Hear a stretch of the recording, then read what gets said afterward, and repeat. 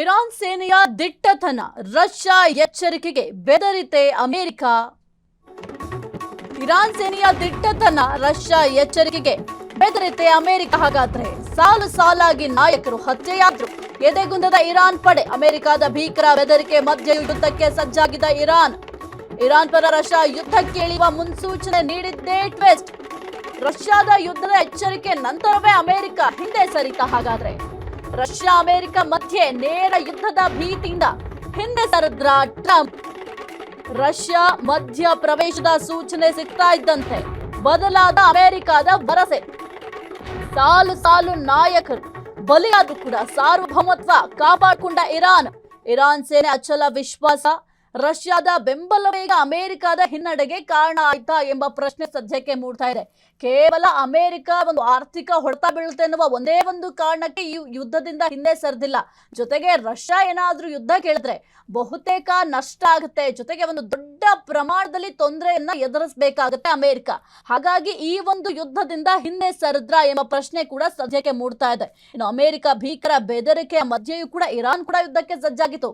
ನೀವ್ ಯಾವ ರೀತಿ ಯುದ್ಧವನ್ನ ಮಾಡ್ತೀವಿ ಅದೇ ರೀತಿಯಲ್ಲಿ ನಾವು ಕೂಡ ಯುದ್ಧವನ್ನ ಮಾಡ್ತೀವಿ, ನೀವು ಸುಮ್ಮನೆ ಆಗ್ಬೇಕಷ್ಟೇ, ನಾವು ಯಾವುದೇ ಕಾರಣಕ್ಕೂ ಕೂಡ ಈ ಒಂದು ಯುದ್ಧದಿಂದ ಹಿಂದೆ ಸರಿಯಲ್ಲ ಅಂತ ಬಹಳ ಒಂದು ಸಿದ್ಧತೆಯನ್ನು ಕೂಡ ಮಾಡ್ಕೊಳ್ತಾ ಇತ್ತು. ಜೊತೆಗೆ ಅಮೆರಿಕ ಅಧ್ಯಕ್ಷ ಡೊನಾಲ್ಡ್ ಟ್ರಂಪ್ ಅವರು ಕೂಡ ಈ ಒಂದು ಯುದ್ಧದಿಂದ ಹಿಂದೆ ಸರಿಬೇಕಾಗತ್ತೆ, ಹಿಂದೆ ಸರಿದಿಲ್ಲ ಅಂತಂದ್ರೆ ಇನ್ನು ಭೀಕರವಾಗಿ ದಾಳಿಯನ್ನ ಮಾಡ್ತೀವಿ ಅಂತ ಕೂಡ ಇರಾನ್ಗೆ ಬೆದರಿಕೆಯನ್ನ ಹಾಕಿದ್ರು. ಆದ್ರೆ ಆ ಒಂದು ಬೆದರಿಕೆಯ ಮಾತುಗಳಿಗೂ ಕೂಡ ಇರಾನ್ ಯಾವುದೇ ರೀತಿಯ ತಲೆ ಕೆಡಿಸ್ಕೊಂಡಿರ್ಲಿಲ್ಲ.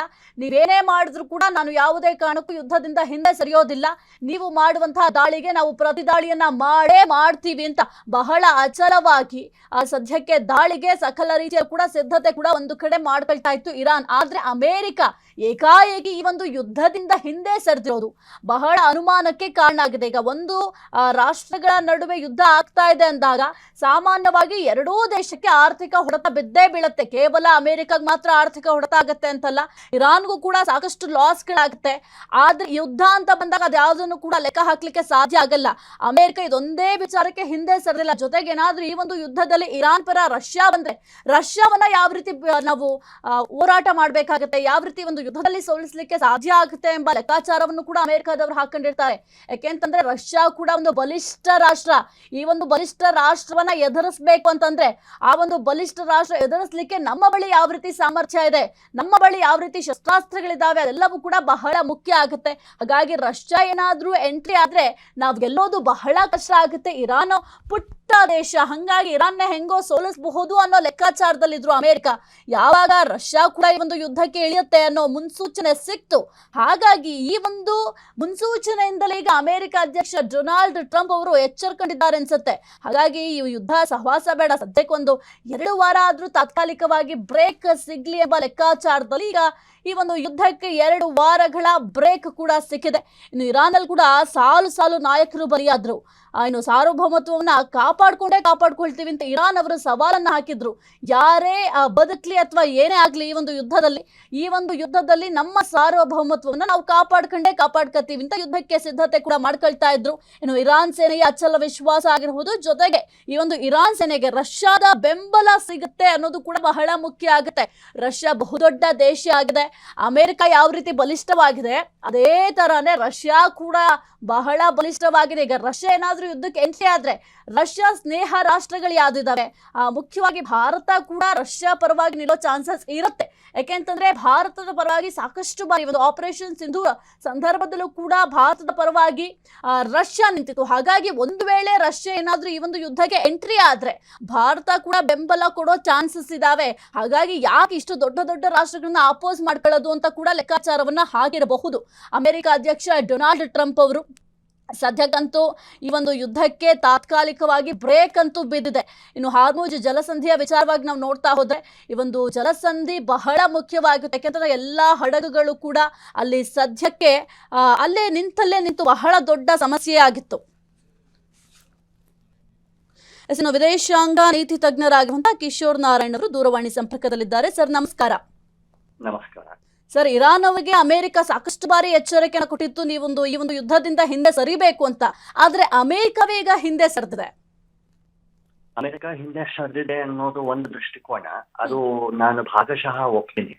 ಆದ್ರೆ ಅವರ ಯುದ್ಧದ ಧ್ಯೇಯ ಏನಿತ್ತು ಅದನ್ನ ಅವರು ಸಾಕಷ್ಟು ಅಚೀವ್ ಮಾಡಿದ್ದಾರೆ ಅಂತ ಅಂದ್ಕೋಬಹುದು. ಮೊದಲನೇ ಬಾಂಬ್ ಬ್ಲಾಸ್ಟ್ ನಲ್ಲಿ ಅವರು ಇರಾನಿನ ಸರ್ವೋಚ್ಚ ನಾಯಕನನ್ನು ತೆಗೆದು ಹಾಕಿದ್ರು. ಅದಾದ್ಮೇಲೆ ಭೂಸೇನಾ ಮತ್ತೆ ವಾಯುಸೇನಾದ ಸಾಕಷ್ಟು ಶಕ್ತಿಯನ್ನ ಅವರು ಇರಾನಿನ ಸಾಕಷ್ಟು ಶಕ್ತಿಯನ್ನ ಅವರು ಮಟ್ಟ ಹಾಕೋದ್ರಲ್ಲಿ ಯಶಸ್ವಿ ಆದ್ರು. ಗೊತ್ತಿಲ್ಲದೆ ಇದ್ದಿದ್ದು ಅಥವಾ ಅಂದುಕೊಳ್ತಾ ಇದ್ದದ್ದು ಅಂದ್ರೆ ಇವರು ಸಾಕಷ್ಟು ಮಿಸೈಲ್ಗಳು ಇಟ್ಕೊಂಡಿದ್ದಾರೆ, ಡ್ರೋನ್ಗಳು ಇಟ್ಕೊಂಡಿದ್ದಾರೆ. ಆದ್ರಿಂದ ಅವರು ನಮ್ಮ ಅಮೆರಿಕಾದ ನೌಕಾನೆಲೆಗಳು, ಅಮೆರಿಕಾದ ವಾಯುನೆಲೆಗಳು ಏನಾದ್ರು ಇದ್ರೆ ಅದ್ರ ಮೇಲೆ ಪ್ರತಿದಾಳಿ ಮಾಡ್ತಾರೆ ಅನ್ನೋದು ಅವ್ರು ಅಂದ್ಕೊಂಡಿರ್ಲಿಲ್ಲ. ಅದನ್ನ ಮಾಡಿದ್ರು. ಒಂದೇ ಒಂದು ಹೆಚ್ಚಿಗೆ ಅವ್ರ ಕಡೆ ಇದ್ದದ್ದು ಅಂದ್ರೆ ಹಾರ್ಮುಜ್ ಜಲಸಂಧಿಯ ಒಂದು ಹತೋಟಿಯನ್ನ ಪಡ್ಕೊಳ್ಳುವಂಥದ್ದು, ಸಂಪೂರ್ಣವಾಗಿ ತನ್ನ ತೆಟ್ಟಿಗೆ ಪಡ್ಕೊಳ್ಳುವಂಥದ್ದು. ಅದನ್ನ ಮಾಡಿದ್ರು. ಹಾಗಾಗಿ ಅಮೆರಿಕಾದ ಕೆಂಗಣ್ಣಿಗೆ ಇರಾನ್ ಅವರು ಪಾತ್ರರಾಗಬೇಕಾಯ್ತು. ಇಲ್ಲ, ನೀವು ಏನೇ ಮಾಡೋದಿದ್ರು ನೀವು ಹಾರ್ಮುಜ್ ಜಲಸಂಧಿಯನ್ನ ಮಾತ್ರ ಮುಕ್ತ ಮಾಡ್ಬೇಕು ಅಂತ ಹೇಳ್ತಿದ್ರು. ಇವ್ರ ಕೈಯಲ್ಲಿ ಇದ್ದಿದ್ದು, ಇವ್ರ ಬಳಿ ಇದ್ದಿದ್ದು ಅದೊಂದೇ ಅಸ್ತ್ರ, ಇರಾನಿನ ಬಳಿ ಇದ್ದಿದ್ದು ಅದೊಂದೇ ಅಸ್ತ್ರ, ಕೊನೆಯ ಅಸ್ತ್ರ ಕೂಡ. ಅದನ್ನ ಅವರು ಇಟ್ಕೊಂಡಿದ್ರು ಎಷ್ಟು ದಿನ ಸಾಧ್ಯವೋ ಅಷ್ಟು ದಿನ. ಮಧ್ಯಸ್ಥಿಕೆ ಅಂತ ಪಾಕಿಸ್ತಾನದವರು, ಈಜಿಪ್ಟ್ ಅವರು ಇವರೆಲ್ಲ ಒಂದಷ್ಟು ಪ್ರಯತ್ನ ಪಟ್ರು. ನಿನ್ನೆ ಮಟ್ಟಿಗೆ ಅಂತಿಮವಾದ ಒಂದು ಗಡುವನ್ನ ಇಟ್ಟಿದ್ರು. ಆ ಗಡುವಿಗೆ ಸಮೀಪ ಬರ್ತಿದ್ದ ಹಾಗೆ ಇರಾನ್ ಅವರು ಹೇಳಿದ್ದಾರೆ, ಇಲ್ಲ ನಾವೇನು ದಾಳಿ ಮಾಡೋದಿಲ್ಲ ಅಂತ. ಹಾಗಾಗಿ ಒಂದ್ ರೀತಿಯ ಇಬ್ಬರು ಒಪ್ಪಿಕೊಂಡಿರುವಂತಹ ಕದನ ವಿರಾಮ ಏರ್ಪಟ್ಟಿದೆ. ಅದೊಂದು ಒಳ್ಳೆಯ ಸಂಕೇತ ಕೂಡ. ಈಗ ಹಾರ್ಮುಜ್ ಜಲಸಂಧಿ ಎಷ್ಟರ ಮಟ್ಟಿಗೆ, ಎಷ್ಟು ಬೇಗ ಮತ್ತು ಎಷ್ಟು ಪ್ರಮಾಣದಲ್ಲಿ ತೆರೆಯುತ್ತೆ ಅನ್ನೋದನ್ನ ನಾವು ನೋಡ್ಬೇಕಾಗತ್ತೆ. Okay, thank you sir, Freedom TV ಜೊತೆ ಮಾತನಾಡೋದಕ್ಕೆ. ಕ್ಷಣ ಕ್ಷಣದ ಸುದ್ದಿಗಳಿಗಾಗಿ ಫ್ರೀಡಂ ಟಿವಿ ಸಬ್ಸ್ಕ್ರೈಬ್ ಮಾಡಿ, ಲೈಕ್ ಮಾಡಿ ಹಾಗೂ ಫಾಲೋ ಮಾಡಿ. ಹೊಸ ಸುದ್ದಿಗಳ ನೋಟಿಫಿಕೇಶನ್ಗಾಗಿ ಬೆಲ್ ಐಕಾನ್ ಮೇಲೆ ಕ್ಲಿಕ್ ಮಾಡಿ.